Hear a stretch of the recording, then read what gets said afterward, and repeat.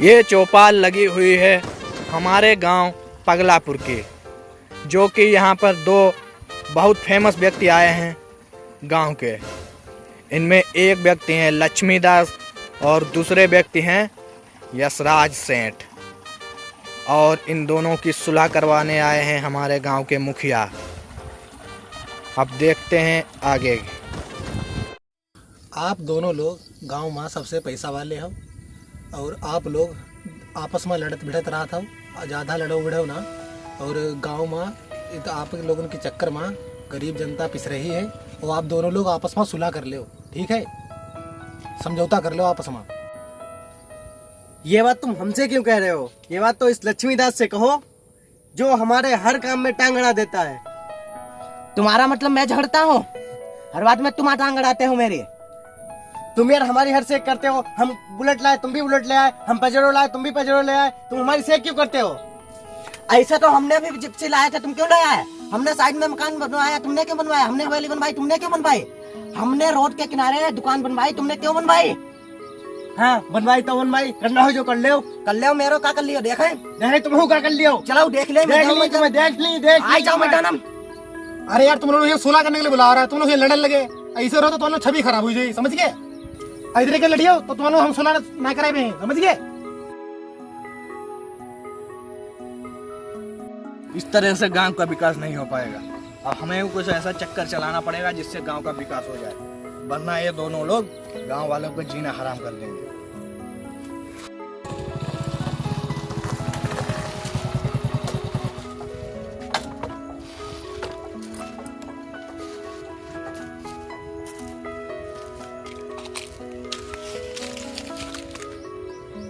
भाई साहब बात सुनिए, बोलो। मुखिया का पता बता दीजिए। किस लिए? मैं सरकारी अफसर हूँ, इस गांव का विकास कार्य करने के लिए आया हूँ। इस गांव में मुखिया की नहीं, मुखिया से ज्यादा मेरी चलती है। यहीं का मैं अफसर हूँ, समझ लिया है? इस धूर्त की क्या चलती है? इस गांव में इससे ज्यादा तो मेरी चलती है। आज इसको हम सबक सिखा ही देते हैं। तू क्या सबक सिखाएगा? सबक सिखाएगा हाँ? तुझे आज सबक सिखाते हैं अच्छी तरीके से। मैं सिखाता हूँ तुझे सबक। मैं कहाँ चक्कर में पड़ गया हूँ, चलो भागते हैं।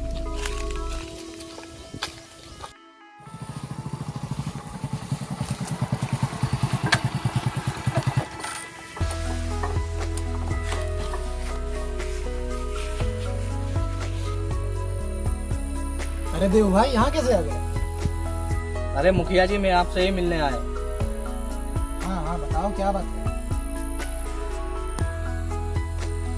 क्या बताएं, इस बार हमारे गांव को बंटाधार इन दोनों ने कर रखा है। आज फिर हमारे गांव में सरकार ने अफसर भेजा था विकास कार्य का निरीक्षण करने के लिए, लेकिन आज ये दोनों फिर लड़ने लगे।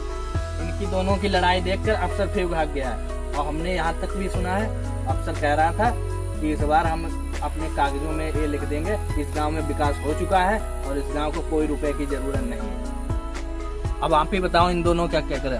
देवू भाई हमने भी सुलह कराने की कई बार कोशिश की, लेकिन हम सुलह कराने जाते हैं वो वहाँ लड़ने झगड़ने लगते हैं, इसीलिए फिर मैंने चला आया वहाँ से। तो मुखिया जी, इस बार प्रधानी आ रही है, इसका चुनाव लड़ेंगे आप कि नहीं? इस बार मेरा चुनाव लड़ने का मूड नहीं है। फिर इस बार चुनाव किसको लड़वाया जाए?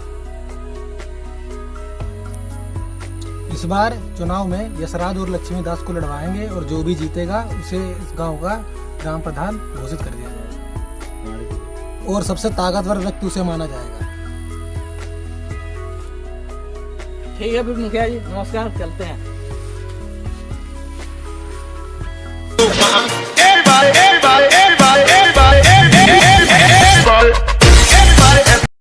तीनों उम्मीदवार ने खूब चुनाव प्रचार किया। अब देखते हैं कौन विजयी होता है मुखिया की पदवी के लिए। हाँ तो भाइयों, पगलापुर का चुनाव परिणाम घोषित हो चुका है।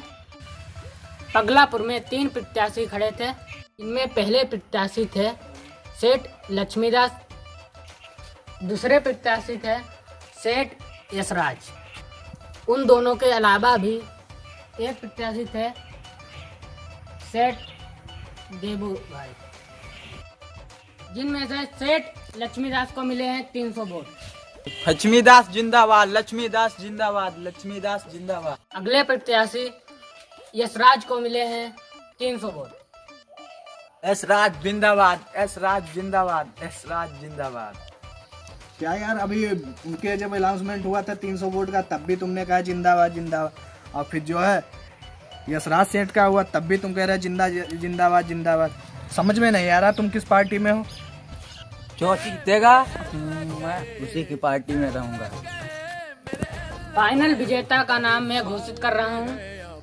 उनका नाम है सेठ देबू भाई, जिनको 400 वोट प्राप्त हुए हैं और दोनों प्रत्याशी से 100 वोट से जीते हैं। देबू भाई जिंदाबाद, देबू भाई जिंदाबाद, देबू भाई जिंदाबाद। नमस्कार भाइयों, आप लोगों की वजह से हम जीत गए हैं, मुझे बहुत प्रसन्नता हो रही है। बधाई हो देव भाई, बधाई हो। आज तक मैं था इस गांव का मुखिया और आप इस मुखिया के पद को संभालें। ठीक है, धन्यवाद। बढ़िया। हाँ तो भाई सेठ यशराज और सेठ लक्ष्मीदास, आप लोग बताएं क्यों नहीं जीत पाए हैं इस चुनाव में।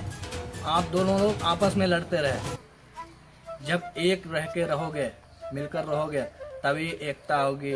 और आप दोनों मिलकर रहते और एक व्यक्ति खड़ा होता तो वो जीत जाता, और इसी का फायदा हमने उठाया और आज हम इस गांव के मुखिया हो गए हैं।